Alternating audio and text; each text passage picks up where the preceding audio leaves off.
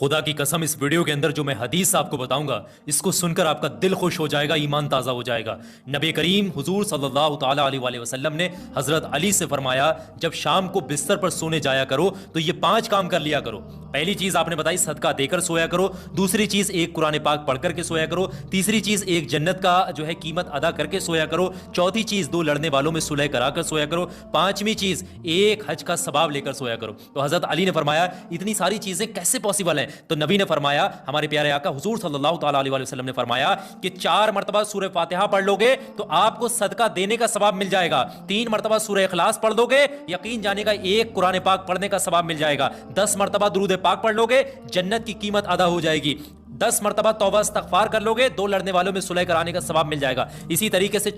تیسرے کلمے کو 4 بار پڑھ لو گے تو آپ کو ایک حج کرنے کا ثواب مل جائے گا۔ یہ بہت خوبصورت حدیث ہے، اس کو آگے شیئر کریے گا، زندگی بدل جائے گی ان چیزوں پر۔